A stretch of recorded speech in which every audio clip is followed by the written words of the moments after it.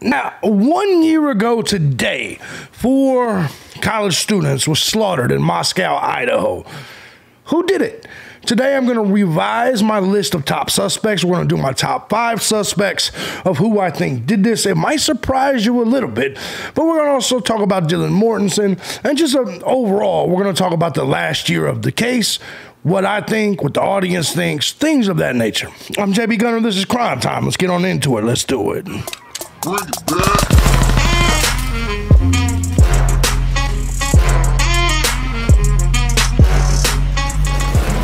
What's going on, everybody? As you guys know, I'm JB Gunner. This is Crime Time. Now, before we get started, let me first and foremost say thank you to everybody that supports the channel, regardless of the method you choose, regardless of which channel you choose, whether it's Cash App, Patreon, Venmo, PayPal, however you chip in to help out, I appreciate you. Thank you to the Gun Squad. If you too find my content valuable, feel free to hit the links down below. Show your boys some love. Join the Gun Squad today. One of the only people that, well, keeps my channel ad-free. With all that being said, though, let's go ahead and get into this. Today, we're going to be talking about a few things, but I also want to let you know that we're also going to be starting a new series on the channel. It's going to be called Crime Time Today. And so what we're going to be doing is taking a look at several different crime stories to go along with my in-depth coverage of certain cases and things of that nature. By the way, while you're down there, you can also find my other content, my gaming channel, my politics channel, my live stream channel. Now, I wouldn't recommend it if you're a liberal sack of shit. That's just me. But you guys do what you choose to do. If you want to go check out my other content, it's down there. But let's go ahead and get on into today's content. Let's go. All right, so next what we're going to be discussing is for the True Crime channel. We're going to be discussing the Idaho 4. Now, as you guys know, many of you guys that have been following this case, we are at today, right now. It is November 13th, 2023. We are 1 year. It is the 1 year anniversary. In fact, it's just like right now when the cops were actually called. Understand, according to the timeline, the murders happened at 4 a.m., but only right now was the cops called a year ago. Who waited to call them? Well, Dylan Mortensen, Bethany Punk. Now, I'm going to start off because what I'm going to talk about later in the video is now that we're a year in, you guys know I don't think it's Bryan Kohberger, or at least I don't think they have enough evidence to pin it on Bryan Kohberger. So what we will do is I will give you my top 5 suspects a year in of who I think did the crime. But before we do, 1 year today, I want to get into Dylan Mortensen for just a touch of the time. Idaho murder victim, roommate Dylan Mortensen switches schools after suffering survivor's guilt, as mystery still surrounds how she came face-to-face with accused killer Bryan Kohberger and lived. Well, it's because she didn't come face-to-face with Bryan Kohberger. You guys know this is my... And here's another thing. It's really funny because these people will act as if you're a troll if you question why it took Dylan Mortensen and the other bitch 8 hours to call the police. In fact, they called their friends first, whole bunch of bullshit. Then they called the police at approximately 12:30. Is that what it was? It's 12:11 now. Here's the thing, Shelly. Shelly says, I think he took part in it, but he wasn't alone. I understand that theory. I don't think anyone did it alone. I guess the question that I have is what reason would Bryan Kohberger have to do it? I still don't see a motive. I don't see a motive, and that's what kind of, you know, whoever did this, I don't believe did it alone. I just don't. But let's go ahead and get back into it. Dylan Mortensen is one of the 2 roommates who survived the November 13th, 2022 massacre at an Idaho student house. 4 were killed. Mortensen told investigators she saw a man walk out of the house. She has been left with survivor's guilt. Look, man, I'm just going to say this. I don't believe this bitch at all under any circumstances. I'm sorry. I know children that would dial 911 if they saw a stranger in the house. I want to paint the picture for you guys for just a second. Dylan Mortensen, according to her, she's sitting in her room. She hears the dog bark. She opens the door, says, "Shut the fuck up." That's what she said. Then she hears some other shit and some whimpering and whining coming from Xana's room. She opens the door, doesn't see shit. She hears more. She opens the door again. And then she sees Brian Koberger. Now, I've shown you the layout of the house. I have shown you that if Brian Koberger was 6'3" and he was walking through that little fucking doorway, there is no way this woman would have saw him and then he'd not see her. I want you to understand how small this walkway is. If I'm walking through this walkway and you're right there standing right in the way, because you got to remember where the shoe print and all this is. And let's keep something clear. It wasn't completely dark. They had the vibes thing, the good vibes light, the LED light that would have lit up that entire area. So make no mistake, whoever killed her, if it was Brian Koberger and she saw him as he was walking out, I don't even actually believe she saw anyone. I do not believe that she saw anyone. I believe she just added that. 3.5 feet. Yes, I just simply don't believe it, period. Because here's the deal. We've talked about the sounds. I want you to think about something for 1 second. If she heard the dog barking, and she heard any of this, I want you to understand that outside of the house, about 60 feet, is a camera that caught the sounds of the dog barking, Xana fucking crying or whatever the fuck, and a body dropping. I want you to make this clear. If a camera imagine how hard your body has to thump and hit the floor for the camera outside to hear your body hit the floor. So, in that situation, you're telling me that a woman on the same exact floor wouldn't have heard all of this? Then, oh man, I just got another little fucking Idaho 4. Give me just a second. Give me just a second. I'm pulling it up here. Kaylee Gonzalez slams Brian Koberger trial delays. Okay, we'll get to that in just a second. I want you to think about this for just a second, okay?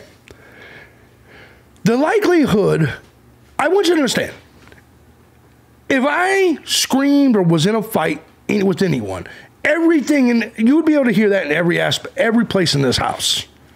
She was literally on the floor where the dude came in at.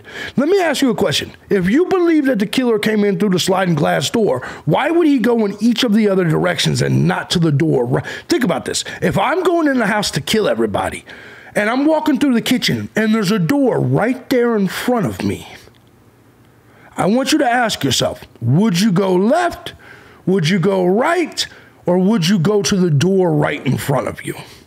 So you're telling me not only did he not go to the door or check the door right in front of him, the person in that room came out 3 times during the time he was in there and she saw him and he didn't see her. You're telling me not only would he go in that door in the beginning, but he would go upstairs, come back down, past that door, go to the door on the other side of the room, come back past that door again, even though someone's looking out of that door right at you.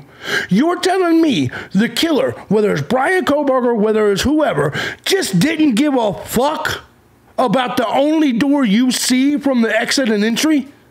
You're telling me that the killer, or whoever the fuck it is, just didn't give a single fuck about that door? Why? Well, I got a theory. What if Because remember, it was said that Dylan Mortensen initially slept on floor 1. It was said that her bedroom was on floor 1, right there with Bethany. So let me ask you, who would know, who would be there previously? What type of person would assume that there's no one in that room? What type of person would already know that Dylan and Bethany was on the bottom floor? What type of person? Does it sound like someone that maybe was stalking people on the outside of the house that didn't really know them?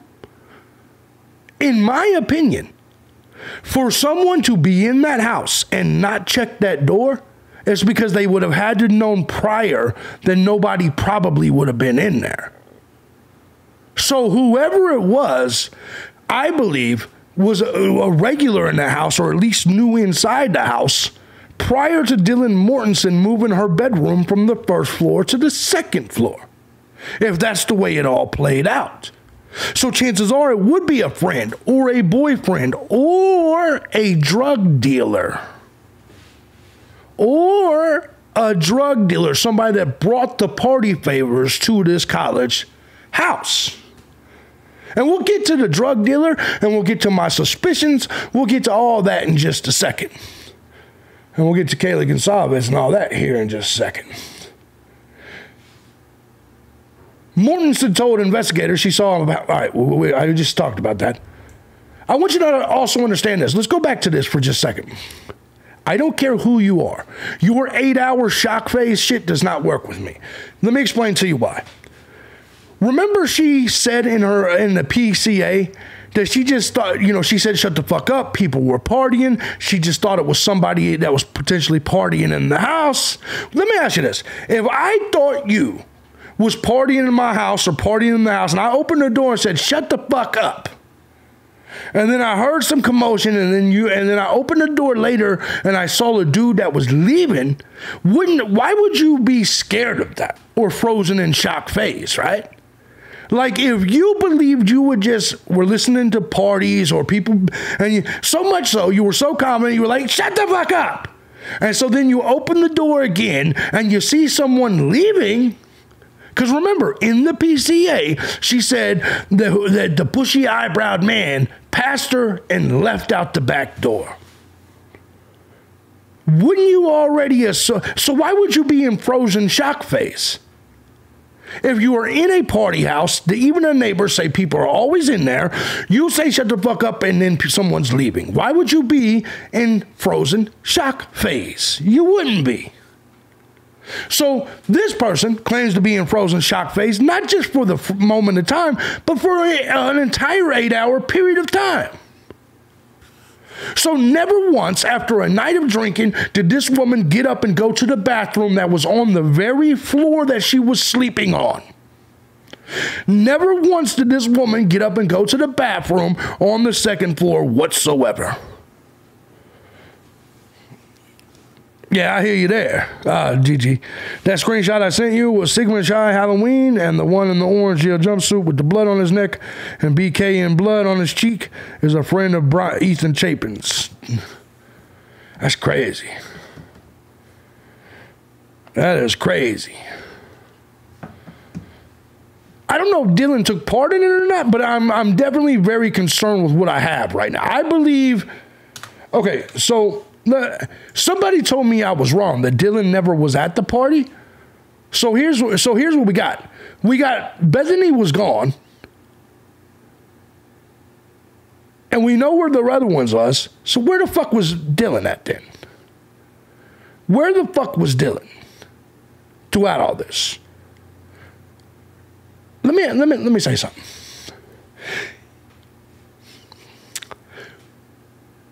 Amy, maybe you can answer.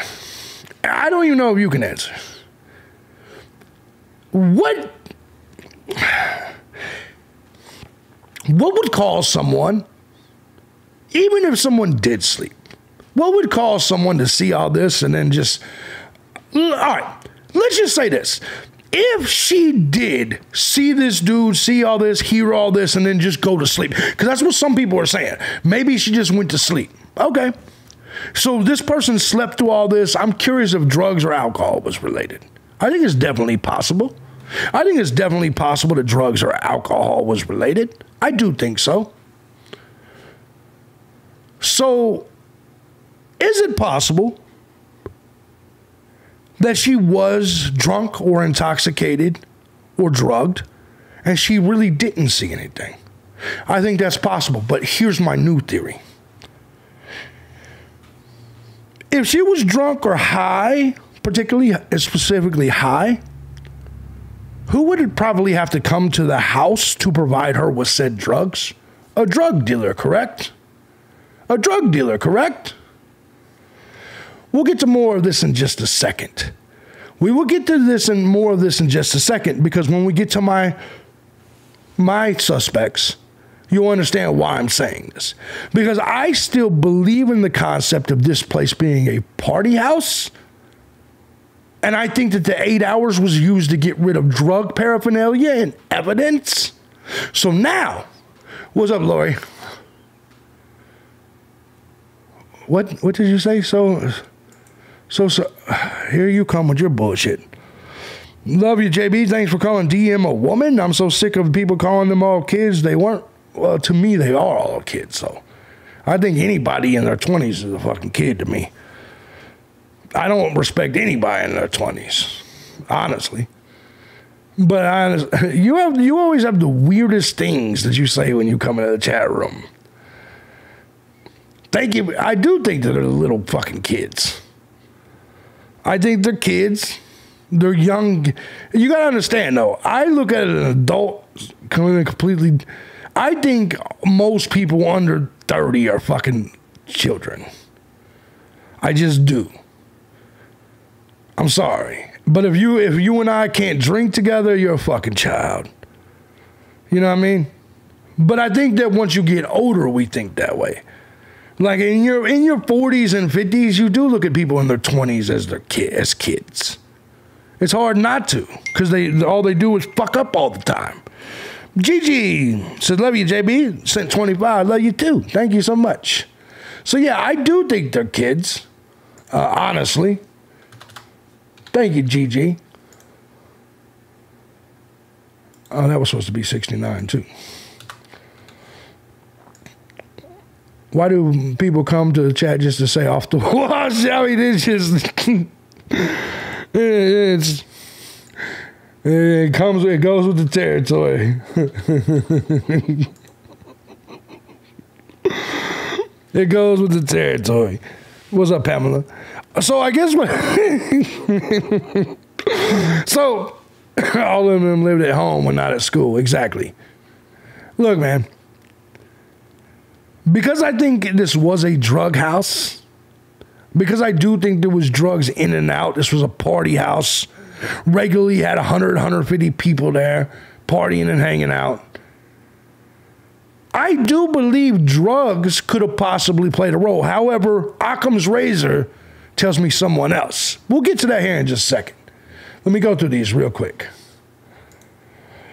One of the two Idaho students who survived the November 22nd massacre at their shared house has now switched universities, her stepmother said, and is racked with survivor's guilt. Right.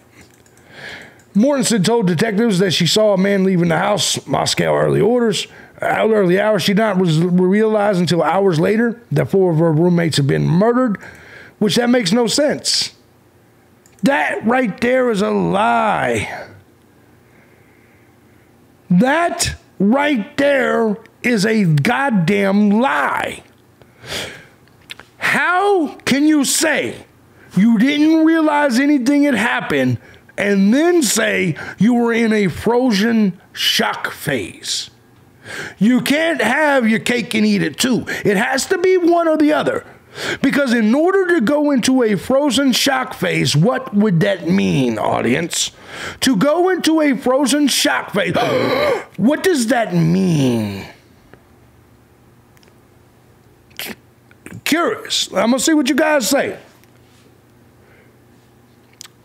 Because this is actually a very important part of this, because here's what it boils down to. If Dylan Mortensen is a liar, then her testimony does not count. So the bushy eyebrows does not count. That's the point. That's the point. So that ultimately, if you are in a frozen shock phase, that means you recognize some shit has happened. You're traumatized. You're scared. You know something horrible happened. You knew shit went down. You said, oh, fuck. And then you froze. For 8 fucking hours. Here's where this is some bullshit. How could you have been scared and then say, well, you did not really realize until hours later that 4 of her roommates had been murdered? So you just went back to bed and shit? You can't have it both of these ways. You were either scared because you knew something happened, or you didn't really realize anything had happened. Mortensen left Moscow earlier this year, said Patricia Monroe, Mortensen's stepmother. Monroe was married to Morton's father, Brent, and helped raise Dylan from the age of 7 until almost her graduation for high school. She remained close to the family, and Mortensen was okay, she said. There's a lot of guilt because, you know, if someone says, oh, well, Dylan was lucky, you know, you want to take on that luck because all of the children deserve luck. This is people just talking for other people. This isn't even a goddamn news story. This isn't real. This isn't real. Dylan Mortensen doesn't live with this woman. She probably ain't even know shit. In fact, she's beefing with her father. So I guess she's beefing with Dylan Mortensen's father. So this is just shit that other people add in. She's saying she must have survivor's guilt. And so you get all these other true crime YouTubers running around saying, breaking news, breaking news. Dylan Mortensen's got survivor's guilt. Man, you don't know that shit. She may not give a fuck at all. They say she's playing video games all the time. She may just be Call of Duty. You know, she might be just Resident Evil the fuck up. Like, fuck these motherfuckers. You don't know that. But these people just make up whatever the fuck they want. These people just literally make up whatever the fuck they want. Nobody's talking to fucking Dylan. Idaho murders a year on. Suspect Brian Koberger still locked up as blockbuster trial remains stuck in limbo. Well, now we're going to get to this. I'm going to tell you who I think done it here in a second. But this one just broke while we were doing this. Kaylee Gonsalves family slammed Brian Koberger trial delays. Christy and Steve Gonsalves discussed their frustrations with the justice system and the support they've received. But it's the way this shit works. It's the way this shit works. Like, I don't understand this. Like, you got to understand that in all criminal trials, people are entitled to a fucking trial. They're entitled to a fucking trial, and here's the truth. The system is the one that keeps neglecting to give discovery over to the defense. The prosecution, I mean. They're the one that neglect to keep giving, you know, discovery 10 times.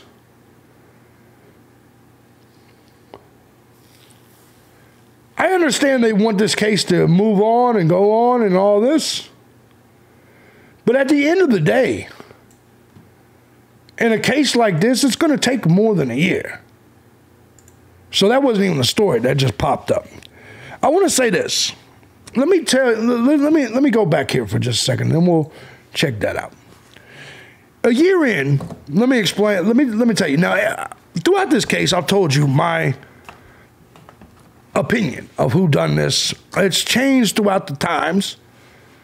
But let me give you an updated list. My top 5 suspects for the Idaho 4. Now, some of this may surprise you and some of this may not.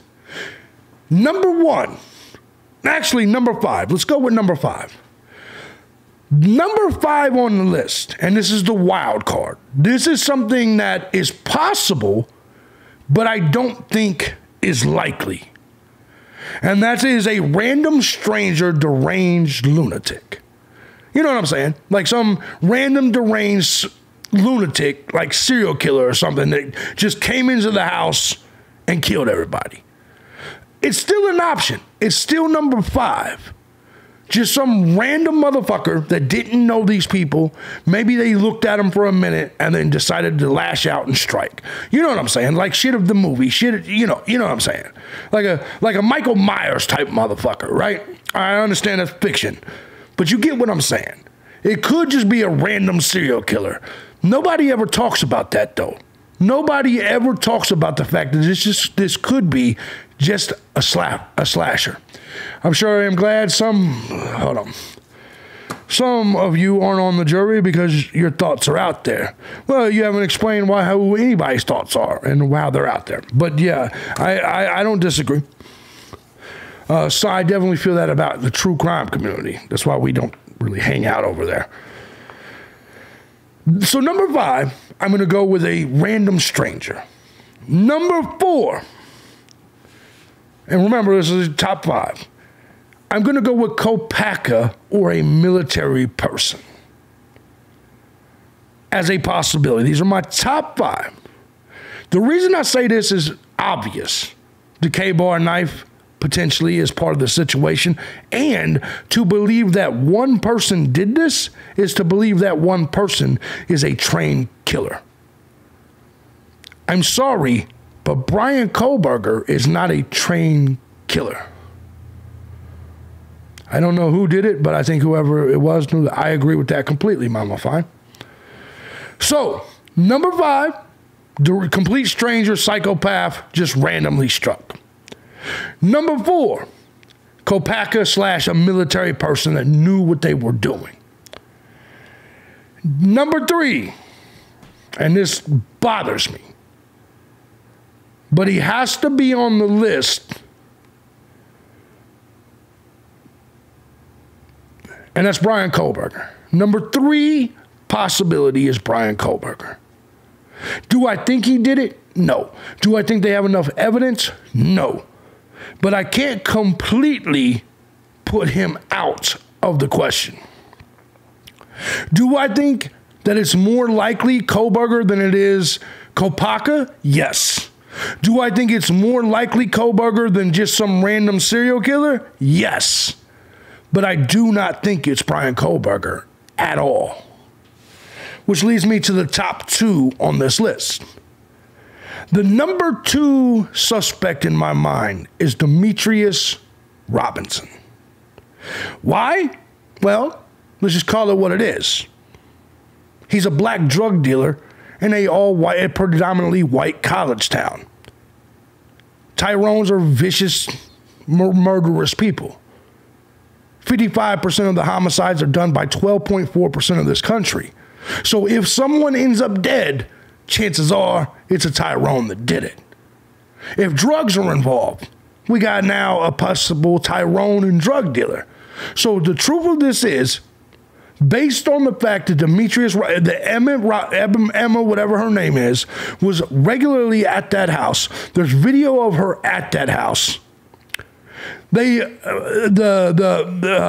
sorority leader or whatever the fuck. Oh yeah, hell yeah. So he says, hell yeah, Demetrius Robinson.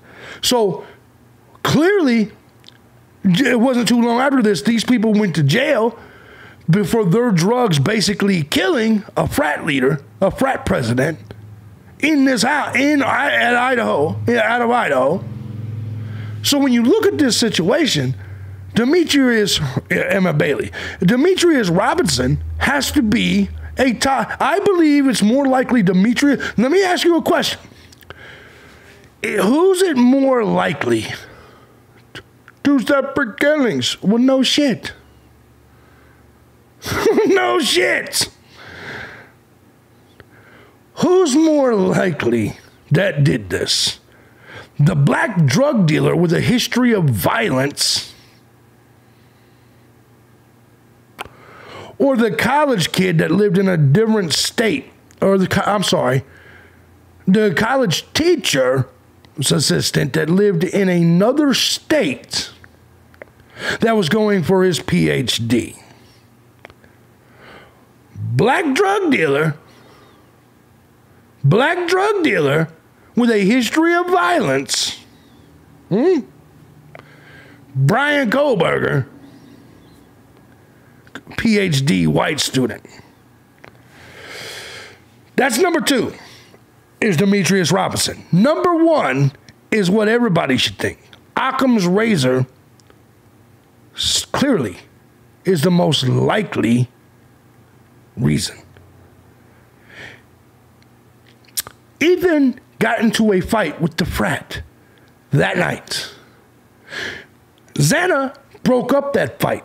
She called her father at 12 midnight and told him about that fight. That's according to Xana's mom. So that very night, Ethan gets into a fight with frat people. Then that very night, Ethan is brutally murdered, and so is his girlfriend and the other people that were in the house. Occam's razor, the most likely answer in this scenario is the frat kids. So, I believe that the suspects are simple. It would probably, and if they're talking about Loach and Barry, if that's the two, maybe. Or maybe they were all intertwined with the fucking Demetrius and they were all doing drugs and they all made this shit pop off.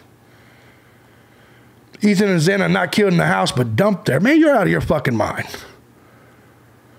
You're out of your fucking mind. What would make you just make that up, Lori?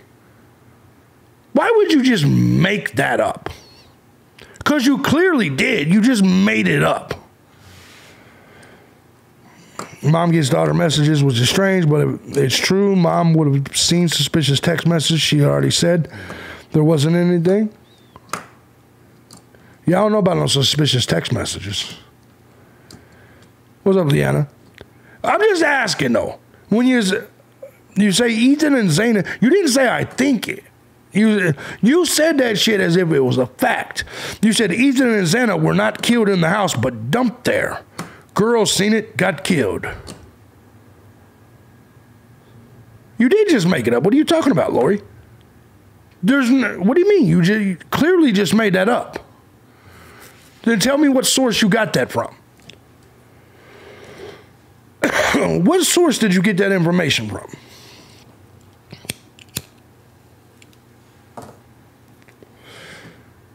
But Brian just evolved into bad place, bad time. Yeah, I don't know how that shit happened. Honestly, I think that, I think Demetrius and the second frat boys, that's a good one, Leanna. So I definitely think it's either the frat boys or Demetrius. Get into once upon a... Man, you didn't say anything, lady. All you did was promote another channel. I asked you a question.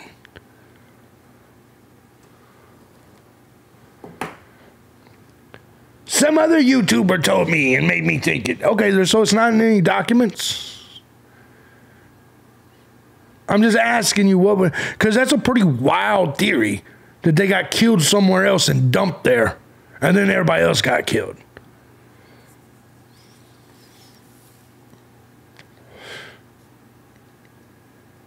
Demetrius or the frat boys? I think so. So... I think the frat boys are the most like, go look at this shit. Go fuck yourself. Go to his YouTube channel. Don't come over here promoting anybody else's bullshit. You want me to go look at someone else's shit? God damn it, I don't need to look at no other motherfucker shit. I have been following this case since day one. What information could another YouTuber give me that I don't already have, Lori? You mean he can give me a theory? What information does any other YouTuber in this genre have about this case that I don't have? Lady, this channel was literally created 2 days before the Idaho 4 murders.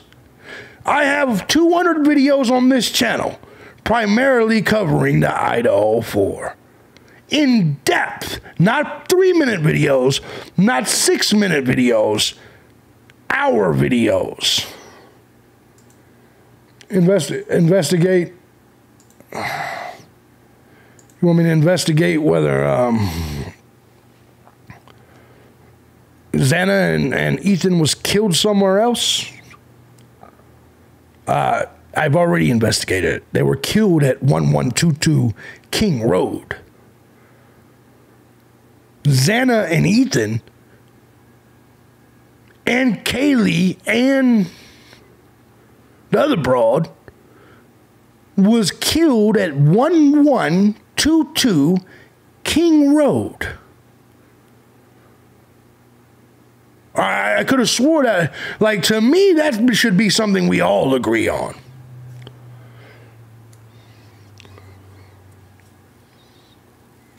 So, who do you think, all right, let me ask you this, Lori, who do you think killed them? Who do you think killed them somewhere else and then took, okay, one-way mind? No. I use logic, lady.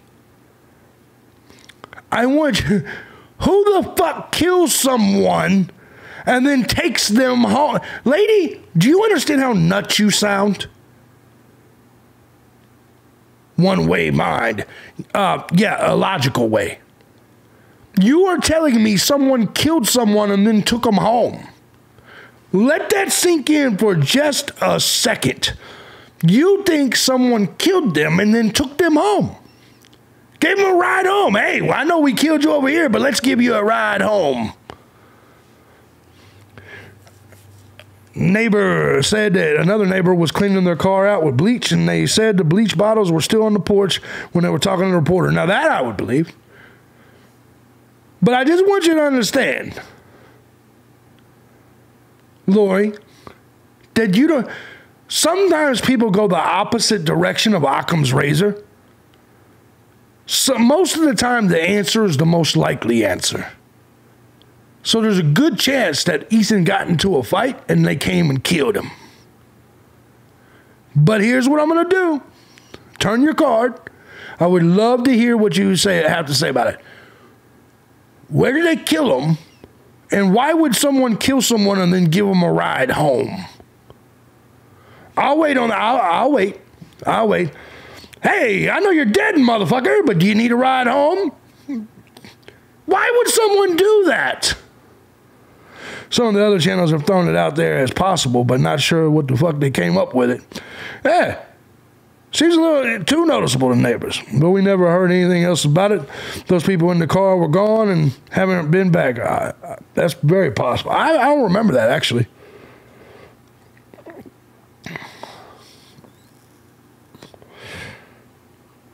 Anyway, the frat fight continued. They lured them back out, loaded their bodies into a truck. You can see, oh, you can see it.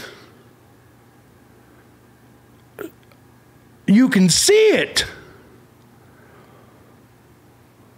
Lori, that means you got it dead. Let me see it. Give me the evidence so we get that shit to Ann Taylor. You got the evidence, baby. You got the evidence. I'm asking you to check it. Oh, no. Oh, I thought you said I could see it. You got the video footage of them dragging them into the car. Ain't that what you just said? You can see it. Is that? I just want to make sure I got that. The frat fight continued, you said. They lured them back out, loaded their bodies into a truck. You can see it. Where and how can I see it? Their bodies being loaded into a truck. Oh, it will come out. Oh, Jesus.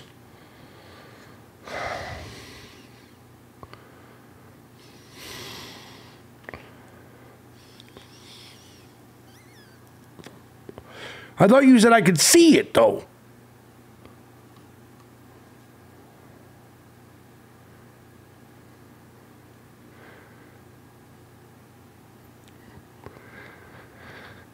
That's when you know somebody's just making up some shit and they're just like predicting something. They're like, you'll see. I'm telling you, this is what's going to happen. You'll see. Right. Okay. So anyway, for the rest of the people, who do you think killed the Idaho 4? I still think that Reddit post was about the fight that most laughed off. 100% I agree with you, GG. Maybe the actual, I believe that Reddit post was probably exactly how it went down. Exactly how it went down. I can't keep up with live chat while trying to explain. Who said you had to? I thought you and me were talking. They all do that. That's Manning's sidekick. That's Manning's side. I'm tired. I'm so tired. I hear you. Or what?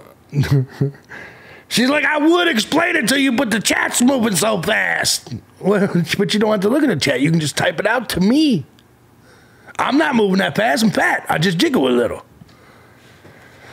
Feel free. I'll be waiting. I'll be waiting here. Anyways. So anyway, ladies and gentlemen, if you would, tell me who you think did it. I definitely think there was more than one person involved. There you go, Liana. So, does anybody have a belief on who's the likely suspect? So, who is your number one suspect? It is ridiculous to think they moved bodies. They gave him a ride home and shit after killing him. Frat, because that would explain why all the kids have dumbed up. I also go with frat. I also go with brat. So, I'm going frat, they're going frat, Gigi's going frat. If it's Kohlberger, say Kohlberger, whatever you think. If it's Demetrius, say Demetrius. Frat, we got a frat. This community 100%. You creators 100% loyal to you only. No one watches other channels, it seems. Because this isn't a true crime channel, dummy. This isn't crime time. Frat, Demetrius. They do watch other channels. We are, look, you think these people don't watch other channels? How dumb are you? Mine is what 30 detectives say, not 2, 30. There you go. BK, DR, and both Davids, there you go. We got some frats. I've seen other channels. I don't understand. You act like these people don't, just because I don't let you promote other channels doesn't mean people don't watch other channels. Frat. You got to understand. Everybody here watches other channels. You think that JB Gunner is the only goddamn YouTube channel they watch? You're dumb. I just don't let you promote other channels here. Pamela Voorhees, frat. It's bad business. It's dumb business. If I'm selling Big Macs, why would I let you promote Whoppers? I think it was O.J. Simpson. If the glove doesn't fit, you must have quit. There you go. Mama Fine is going frat. Law enforcement and frat acting too hush-hush. There you go. But of course, that woman's a dummy. I'm talking about it just is what it is. You'll say anything you want to say to diss everybody else rather than just come with the receipts of the shit you were saying. You said that we could see where they murdered him at the other place and took him out to the truck. And then when I called upon you to hand over that evidence, you were like, yeah, man. That's how this always works. Always. It's fucking insane. I'm more willing to believe that Brian Kohlberger did it. Paul says, well, JB, your 5 are pretty good, but to get the evidence they say they could get. Yeah, I understand. 100%. That's why Brian Kohlberger's on my list, Paul. Because Brian Kohlberger is also an Occam's razor type of situation. As much as I hate to admit it, The FBI and the police have to have some sort of reason. That's why I'm saying I'm shocked that we don't see much more of a reason. But remember, Brian Kohlberger's number 3 on my list. So most people would expect me to not even have Brian Kohlberger on my list. There's not a connection between Kohlberger and the victims. There's not a connection. But I still have to have him at number 3 as a possibility. But like I said, I believe it could only be between 2 people. Demetrius Robinson and the frat. But Kohlberger is definitely a possible.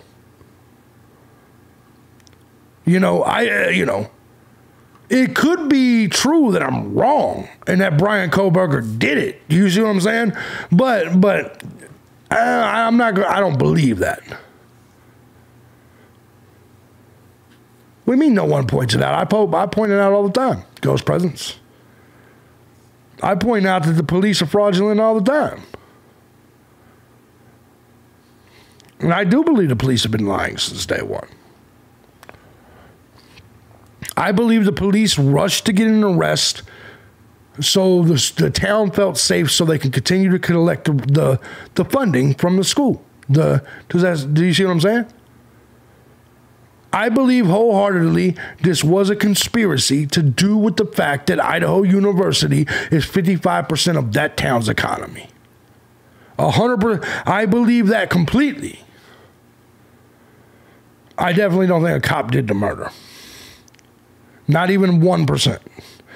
I believe a cop could have covered up the murders, but I don't believe the cop murdered at all. Does that make sense? I just jumped in, my bad. No, it's all good, Ghost Presence. It's all good. It's all good, brother. I believe that the frat parents probably put a lot into the university. I believe, like I said, the economy of Moscow, Idaho is dependent on the university. And I believe that they needed to arrest someone quick before the winter semester started to get people to come back to Idaho University. How and why did Emma and Demetrius get off from the drug deal that killed the kid? And now did Emma get off for you DUI informants? It's a good possibility, BD. Very good possibility. Steve G had said BK was prowling so close that it connected to the Wi-Fi at times. Makes me think. Here's the truth, though. Here's the truth. I'm glad you mentioned that. Because if that's true, Mama Fine, guess what that means?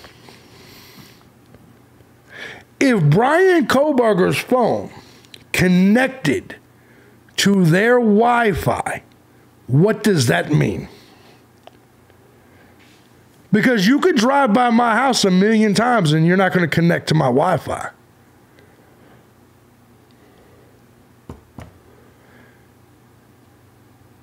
Nobody has their Wi-Fi unprotected. Nobody does. Let me tell you how you connect to somebody's Wi-Fi. Let me explain this to you. Every time I pass my house, I connect to my Wi-Fi without logging it, without connecting. Do you know why? I'm already logged in. How many of you have ever went to a hotel, logged into their Wi-Fi, and then went back to that hotel 6 months later, and it connects to the hotel? Exactly. He was at the house before. The only way, if Steve Gonsalves is right, that Brian Kohlberger's phone could have connected again was if he was there at the house before and had the password and signed in. Do you see what I'm saying? He would have had to sign in previously during another visit. And so every time he drove by or whatever, it connected his phone. Think about it. If you unsign yourself out of your Wi-Fi right now, it just becomes a possible connection. Connections that you've already linked to are the ones that connect automatically. So, how would Brian Kohlberger get the sign-in information to their Wi-Fi? There's only one answer. He had to have been there before. He had to have been there partying and been like, hey, what's the Wi-Fi password? You know what I'm talking about. And they're like, Brian, it's blah, blah, blah, blah. With Xfinity, yeah, if you want to share it publicly. If you want to share it unprotected publicly, just a bomb. If you want to share it publicly with no password. I don't know anybody. I don't know anybody that does not protect their fucking passwords anymore. I don't know anybody that just has an open fucking Wi-Fi signal that allows anybody. And think about it, especially on a college campus. Especially on a college campus. I could understand, like, if you're out in the sticks or in the mountains and nobody's going to be by your house anyway, you're like, ain't nobody going to steal my Wi-Fi anyway. But if I'm in a college campus and think about it. Who wants a bunch of motherfuckers on their Wi-Fi where it's fucking up their streaming ability? I don't believe it. I don't believe it. No, look it up. Look what up? What are you saying to look up? I don't know what you're saying to look up. Well, of course, government's bullshit.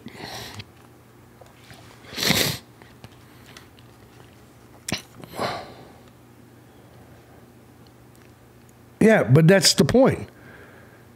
Is that, number one, how would Steve know that they were logged into us? They picked up a Wi-Fi, not your same network, part of the continuous. Okay, I'm not understanding what you're saying. I have Xfinity, ma'am. I have Xfinity. And when I log in,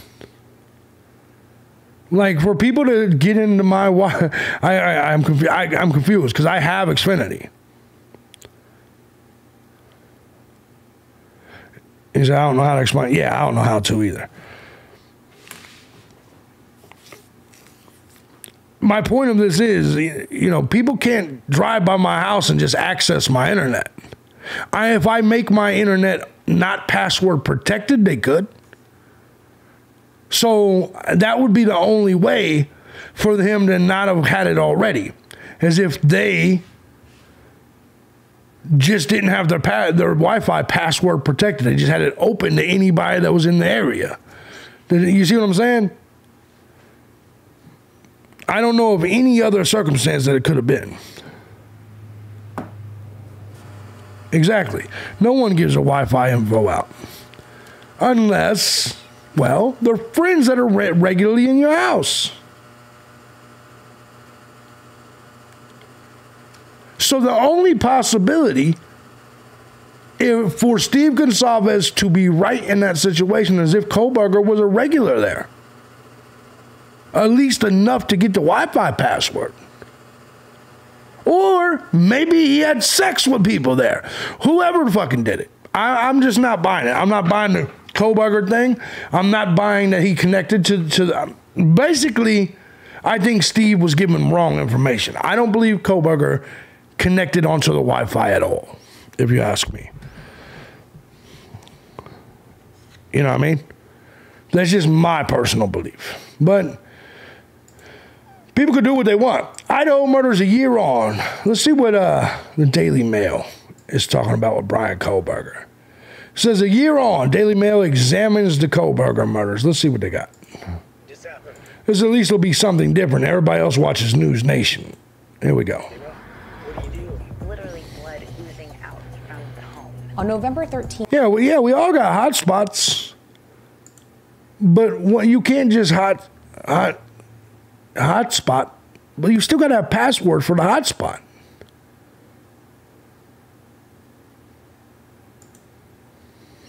2022 tragedy tore through the picturesque college town of Moscow, Idaho. 4 students were slaughtered in bed by a... Or the kids themselves. The point of this is, for you to just be able to hook onto someone's internet, they have to give you permission or leave it as an open hotspot. That's my point. What's the likelihood that they just left their shit open? It was my point. Masked intruder. Now, on the 1-year anniversary of the Idaho College murders, there is still no justice for Xana Kernodle, Ethan Chapin, Madison Mogen, and Kate Later, Shelley. Brian Kohberger sits in an Idaho jail awaiting a murder trial that may not come for many years. The truth is, 12 months after the killings, the biggest questions about the crime still haven't been answered. What was the motive? Who was the target? And did the killer know the victims? Now, we've made educated guesses, but the real answers will likely only be found at trial, a trial that was supposed to be wrapping up this week. Instead, it has been delayed indefinitely because Kohberger waived his 6th Amendment right to a speedy trial. Despite the gag order and delay, I've still learned a lot about the night of the crime in my year investigating this case. So here is the most detailed timeline to date that we have about the night of the killings and where things stand now. From the onset of the investigation, police believed that this was a targeted attack. Cops claim to have collected evidence that their suspect, Brian Kohberger, had been stalking the residents of 1122 King Road for months. In June of 2022, the 28-year-old moved from his hometown in the suburbs of Pennsylvania to Washington State University to get his doctorate in criminology. In June. 2 months later, police say Kohberger began popping up around the victim's home less than 15 minutes away from where his residence was in Washington. According to a search warrant, Kohberger's phone began pinging in the vicinity of King Road on August 21st, and on that date, his phone was allegedly in the area for nearly an hour. He's also suspected of loitering around campus. A sophomore at the University of Idaho told a People reporter that they'd seen Brian at the student union. Now, he was a student at a different university, so that doesn't make a lot of sense. Now, based on phone records, investigators believe that Kohberger went to the home and watched the house 12 times from late August until November. Now, Kaylee's family said Kohberger allegedly got so close he was able to connect to their Wi-Fi. On November 12th, it was a game day at the University of Idaho. The campus was teeming with students decked out in Vandals gear to tailgate, party, and cheer on the team, but 4 of them would not live to see the next day. The residents of 1122 King Road, Kaylee, Maddie, Xana, Dylan, and Bethany, spent the day out at a party together. In this now infamous photo, the roommates posed together along with Xana's boyfriend, Ethan. After this, the group split up for the night. Maddie and Kaylee went out to a local bar, the Corner Club, where they were seen on security footage from 10 p.m. to 1:30 a.m. Then a Twitch stream places them at a local food truck, picking up a late-night snack. They were then driven home by a rideshare at 1:56 a.m. Meanwhile, Xana and her boyfriend Ethan went to a party at his fraternity Sigma Chi. Surviving roommate Bethany was also there and told cops that the couple was at the party from 9 p.m. to 1:45 a.m. The Sig Chi house is so close to the King Road residence you can actually see it from the front yard. By 2 a.m., all of the roommates were home, along with Ethan, who was sleeping over with Xana. The first sighting that investigators say that they have of Kohberger's car that night was a little later at 2:44 a.m., leaving his Washington State University apartment and heading out of Pullman, Washington, towards Moscow, Idaho. Now, just as police say Kohberger's white Hyundai reached the main road connecting the 2 college towns, his phone suddenly just goes off the grid. Now, he took a kind of weird roundabout route. Here's what's weird about that, right? 2:44, they said he left.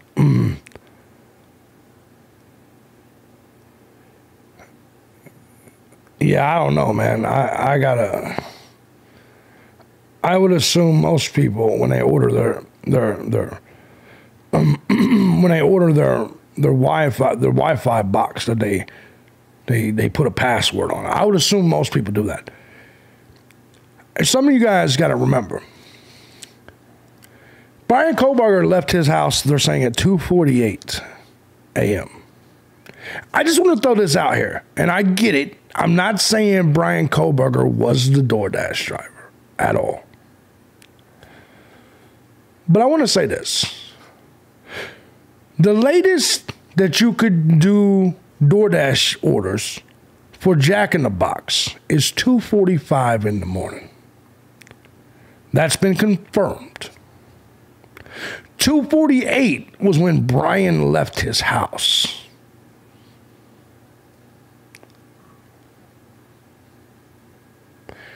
The food did not get there till 4 a.m. But that means that the DoorDash order, if it was placed that night, would have had to come in essentially around 2:45. Because why else would it take an hour and 15 minutes to get there? That's all I'm asking. And remember, Xana was talking to her dad at noon.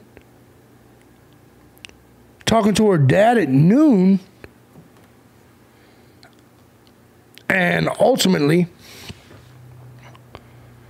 at midnight, and they had eaten pizza. I didn't block you.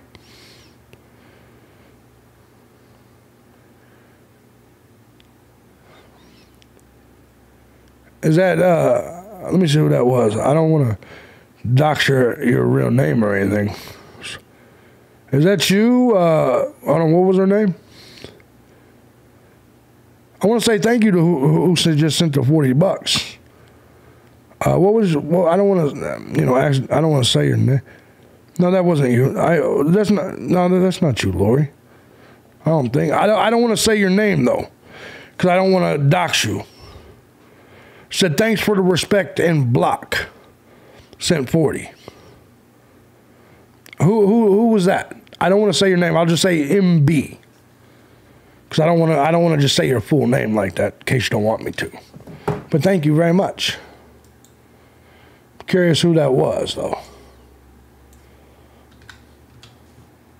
Thank you very much, though. My three sus are BK, Enan Harsh, and the hoodie dude that went to Africa. Hoodie dude makes sense. I don't understand the Enan Harsh one, though.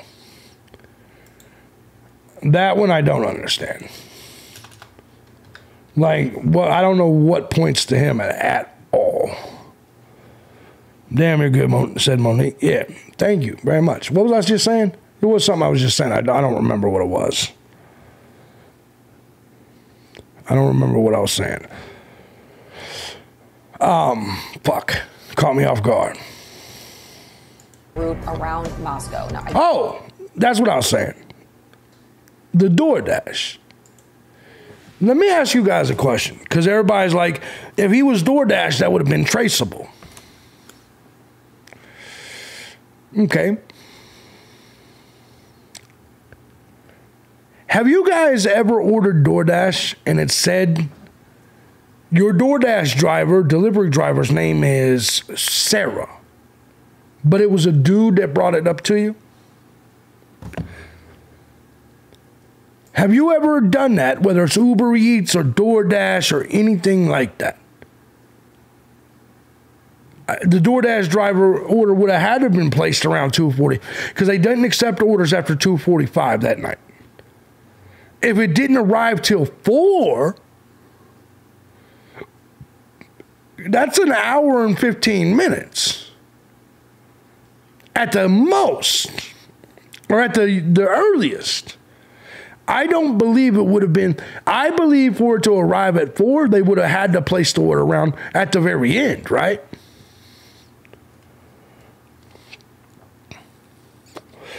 So here's just a theory I'm throwing out there.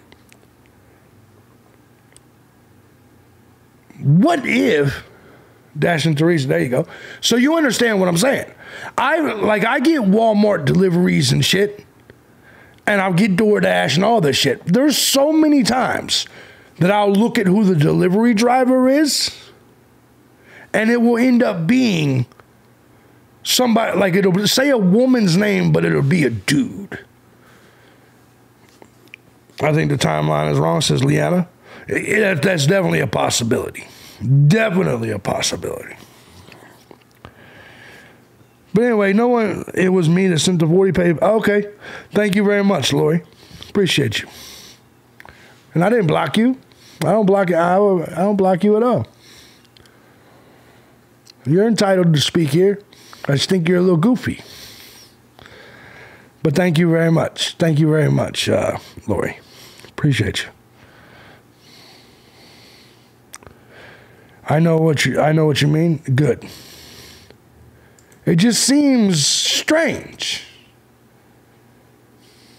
drove it when I was covering the story on the ground. And I'm not saying anything other than it seems strange. White sedan is picked up on camera in Moscow at 3:26 a.m. and 2 minutes later, again, driving now in the direction of the victim's home. Kohberger does not dispute that he was out driving at this time. In fact, he's using it as his alibi. That makes sense, Gigi. His lawyers write, quote, Mr. Kohberger has long had a habit of going for drives alone. Often he would go for drives at night. He did so late on November 12th and into November 13th. See, that's bad. They go on. See, that fucks Kohberger up. And I said this on my channel, on the True Crime channel. That alibi is shit. That alibi was the first time it was the only time throughout this whole case I asked myself, did Kohberger do it? Literally. What's up, Rainbow Melon? Literally, it was the only time ever I've thought that way. Only time ever. There you go, Rainbow Melon. You're gonna be butt naked listening? I like that. I like that. Anyways. To say their client doesn't have anyone to corroborate this, nor can Kohberger say with any certainty where he was driving. That's a good point. Only that he says he was not at 11. That's a good point. Like, she was calling and texting Jack a lot right when that shit happened. So you got a good point. You seem a little goofy too? No, my whole thing is logic each and every day. You would think that them people murdered them and then gave them a ride. Hey, can I take you somewhere now that you're fucking dead? Back to your house, perhaps? Tuck you into your bedroom? I heard that, says the cat. 11:22 p.m. Investigators disagree. Police claim to have tracked the white Hyundai through surveillance footage to King Road between 3:29 and 4:04 a.m. Cops say his car was seen making 3 loops in front of the house, and then on the 4th pass, the car just disappears from CCTV footage for about 15 minutes. This is when law enforcement believes that he parked his car, entered the home, and committed 4 brutal, bloody murders. But if you're wondering if within that 15 minutes that we don't see him, the car might have just driven away in the other direction, the answer is definitively no. This street is a dead end. The only way in or out is to pass in front of the victim's house. Now, operating on the police's theory that this is their suspect, his car would be either up kind of a narrow street on the side or more likely parked right back here, giving the driver a straight shot into that back sliding glass door. 4:04 a.m. is when cops say they lost sight of the Hyundai. It's consequently the same time that Xana got a DoorDash delivery. Now, the driver has been interviewed by law enforcement, but we don't know if they saw the suspect or perhaps the vehicle. Surviving roommate Dylan, who slept on the 2nd floor, said that she woke up around 4 to noises above her, which she said sounded like the driver. That also is an Occam's razor thing. Do you see what I'm saying?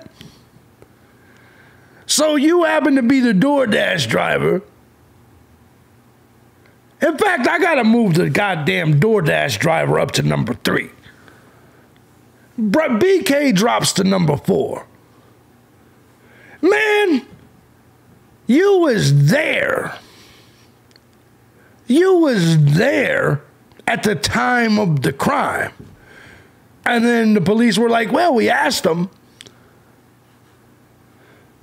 JB, you make me see what a problem my day drinking is. Fucking hey, there you go.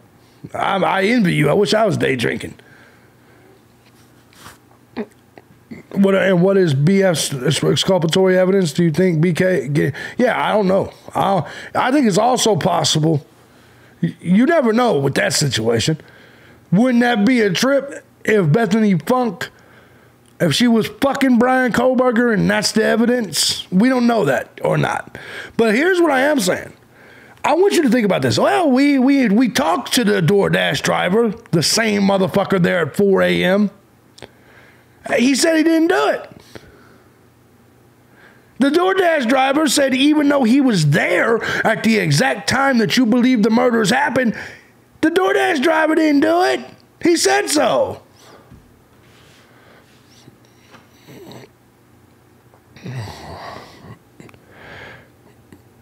She was calling Jack because she couldn't find her dog. Maybe thought he had Murphy. Nah, I don't know about that. They left her statement out of the PCA for a reason. Exactly. I think a lot of times the dog is brought up a lot. I bet the dog was just in that room the entire time, though. Remember, they went out. If you ask me, I believe the dog was in that other room the entire night when they were going into grub truck. Do you see what I'm saying? I bet that dog, because remember, Kaylee got there. She didn't even live there no more. Kaylee arrived in her new vehicle, probably had the dog with her. They were probably like, let's go out to the bar, probably put the dog in the fucking other room, and that's probably where the dog was the entire night. The entire night. The dog wouldn't have been with Jack because Jack Decor was with them at the bar. That was Jack. I'm pretty positive that was Jack Decor with them at the bar. Do you see what I'm saying? So if the DoorDash driver didn't do it, he or she had to see who it was. Bingo. Criminal Care Bear. Bingo. Kaylee playing with her dog, but then she said she heard one of the girls say, "There's someone here." Now, Maddie and Kaylee were on the 3rd floor sharing a bed in Maddie's room. Kaylee's room was up there too, but she had recently moved out because she was graduating that semester and she was actually just visiting for the weekend. The evidence all seems to point to the killer's intended target being on the 3rd floor. It isn't logical otherwise. If the target was on the 2nd or the 1st floor, why would you bother going all the way upstairs at all? Now, process of elimination leaves Maddie or Kaylee the likely target. I personally don't believe that he anticipated the girls sharing a room, so I feel like the plan just went off the rails pretty much out of the gate. The Gonsalves family told 48 Hours that Maddie was the first victim killed, potentially pointing to her being the target. But Mrs. Gonsalves also said that the way the bed was positioned, Maddie was sleeping closest to the door, making her the first body that the suspect would have come into contact with. A K-bar knife sheath, which cops say held the murder weapon, was also dropped next to Maddie, kind of signaling that this is where the start of the killings was. The snap of that sheath contained a single source of male DNA that investigators say matches Brian Koberger. According to records, Xana was awake at this point and still on TikTok at 4:12 a.m. Moments later, Dylan hears a female crying and a male voice saying something to the effect of, "It's okay, I'm going to help you." Then at 4:17, a neighbor's security camera picks up, quote, voices or a whimper, followed by a loud thud, and then a dog barking. At this point, Dylan has... What do you mean takes the dog out to pee? Yeah, I'm sure she took the dog out to pee. She had been home since 2 o'clock. I'm sure she took the dog out to pee. What's up, Lisa? I'm 100% sure she took the dog out to piss.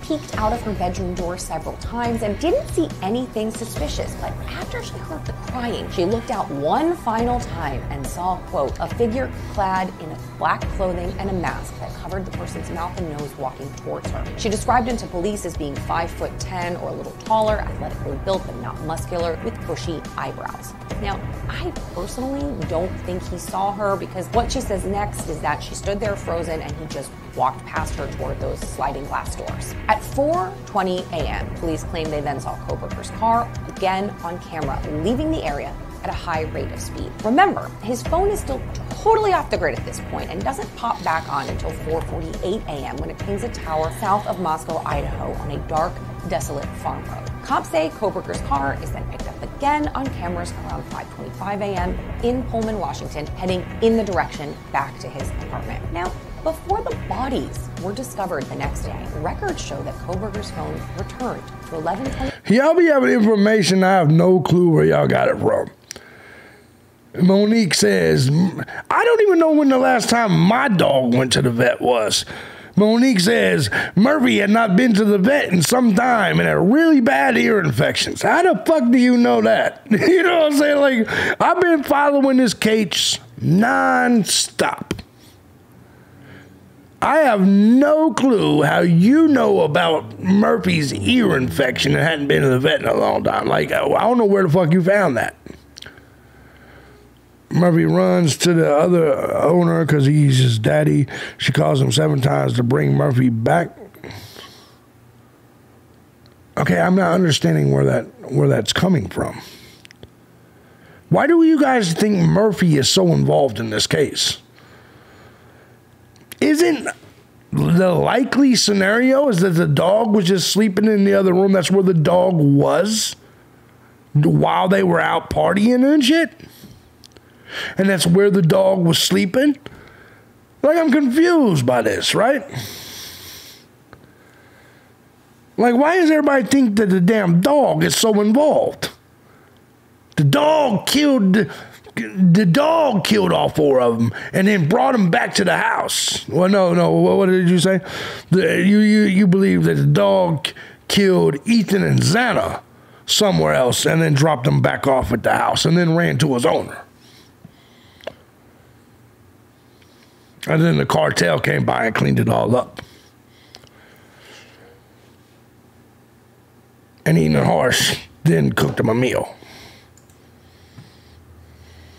22 King Road on Sunday morning around 9 a.m. and stayed there for approximately 10 minutes. 911 wasn't called until 11:58, basically noon. This call has always been shrouded in mystery. The call came from one of the surviving roommates' phones, but neither of them, Dylan or Bethany, actually placed it. Police said that several other people were at the house and multiple people spoke to dispatch. The call also wasn't for quadruple homicide, it was for an unconscious person. There are a lot of theories about why this is. We've gone into it in previous videos, but officials have never explained it. Now, at this point, the hunt was on for a violent killer, and cops didn't seem to have a clue where to start. They said it was one of the bloodiest crime scenes they'd ever seen. One of the bloodiest. With no real updates from Moscow PD, and the department was heavily criticized for it. Then on December 7th, we got a little bit of an update. Police asked for the community's help in locating the driver of a white Hyundai Elantra seen in the vicinity of the crime because, quote, investigators believe the occupant of this vehicle may have critical information to share regarding the case. But still, no suspect or person of interest had been named. Then, seemingly out of the blue, on December 30th, an arrest was made more than 2,500 miles away from Moscow. Exactly. Plot twist. The dog did it because he was mad about his ear infection. Goddamn dog. Somebody needs to investigate that dog and his dog dash delivery. In Pennsylvania, Brian Koberger.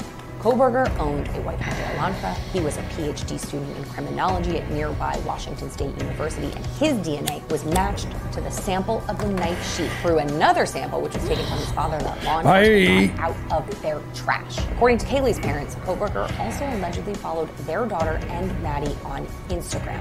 Maddie's Instagram account and look at her pictures, and he liked them. Sources had previously told People magazine that Koberger actually followed all three of the female victims and had repeatedly messaged one of them. The messages weren't mean or creepy. They were kind of innocuous, just, hi, how are you? But they were completely ignored. Since Koberger's arrest, police have searched his office on campus, his on-campus apartment, his storage unit in the building, his car, and even his parents' house. And they have collected some potentially damning evidence. Hairs, receipts, samples of dark brown and red stains, and the thing that stands out to me, an ID hidden inside of a glove, tucked inside of a box.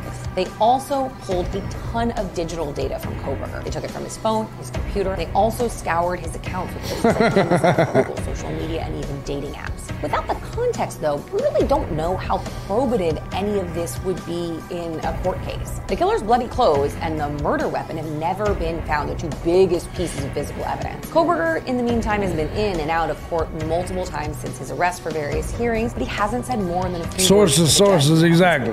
He actually refused to officially enter a plea, so one was entered for him as part of Idaho's stand silent option. In recent weeks, the defense team has tried and failed to get cameras tossed out of the proceedings. They also lost their bid to toss out his indictment. At this man, the prosecution also bidded for the cameras to be thrown out. Point, the case is still moving forward, but it's kind of at a snail's pace. We thought we would be wrapped up by now, and no trial date has officially been reset. Search Daily Mail videos on Facebook. I agree, but let me also say this, Justin, Mom. What? I got something that's gonna shock the whole system right here. Oh, goddamn, there's another about the dog. Monique says, I don't remember what video it was, but it was on some news. It was a long time ago. They said when I don't remember who got Murphy back, but when they took him to the vet, he had an ear infection. Poor puppy. The rage that was oozing through his ears. He wasn't taking no shit that night. You would think more Idaho college kids would be got. Just a mom, you just caused me to think of something before we end the Koberger segment. Excellent point. Let me explain. Let me ask you a question. What is the one thing that would keep the kids from gossiping about this murder? I want you guys to think really, really hard. What is the one thing, and for you guys that are watching this replay on Crime Time, what is the one thing that would keep the kids from gossiping or talking? One thing that I'm thinking, just one. Because if Koberger's the guy,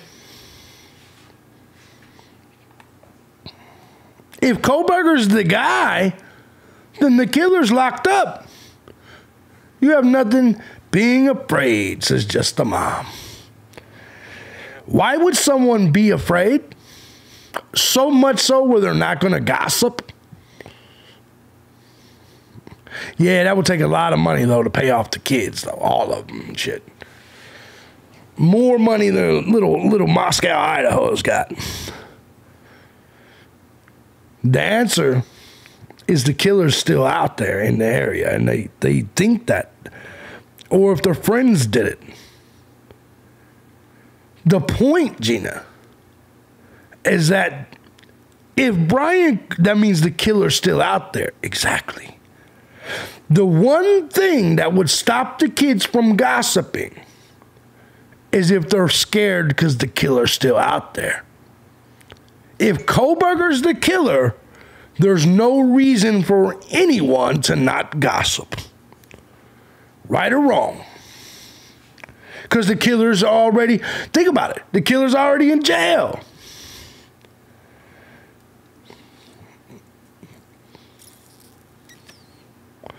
That's my take on this situation.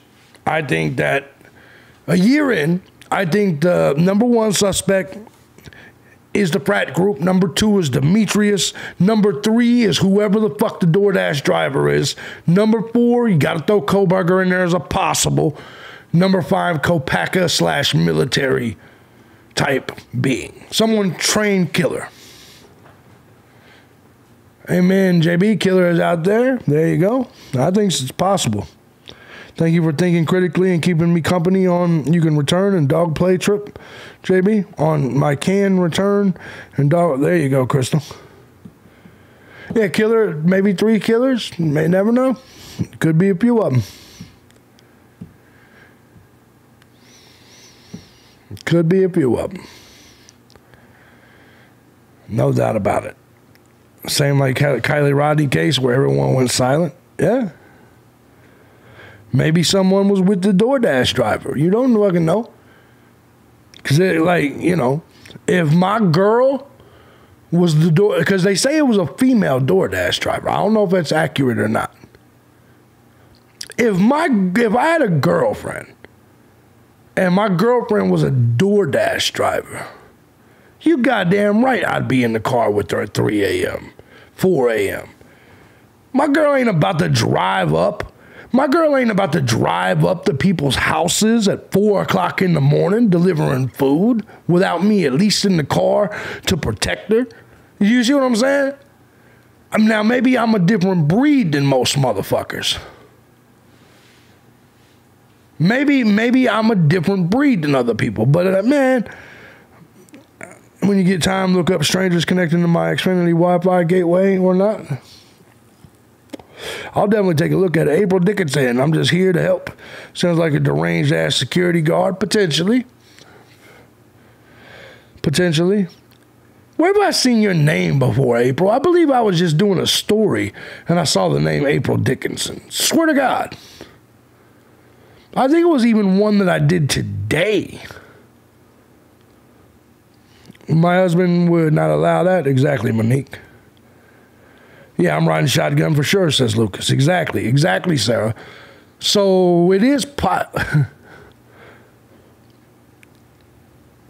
man, What if Emma was the DoorDash driver?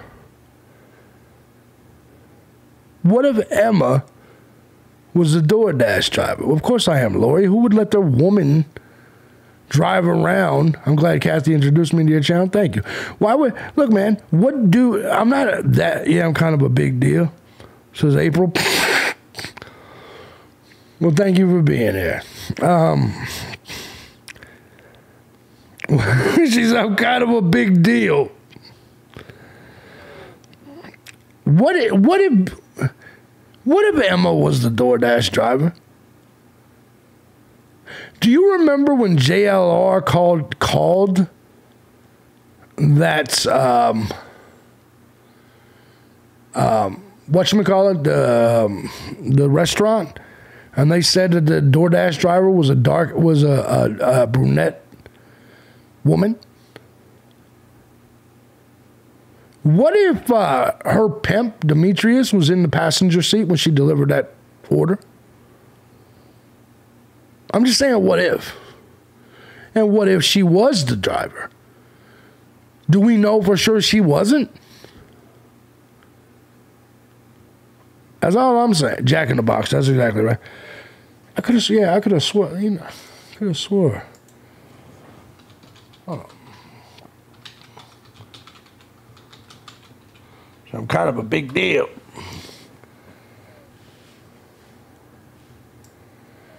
Yeah, I'm no deal. I have no idea. I have no clue where the fucking name came from that I was thinking. Anyways, ladies and gentlemen, I think this is where we're going to call today's stream. I want to say thank you to everybody that tipped jar. Thank you to everybody that didn't. We will have another 3-hour stream that will be on tonight. I thought the white guy was the DoorDash driver. I haven't heard any. I think the white guy was the school not the DoorDash driver, but the white guy was the ride share. What's going on, April? Thank you so much. She sent 20. Thank you very much. She said a big deal, big deal.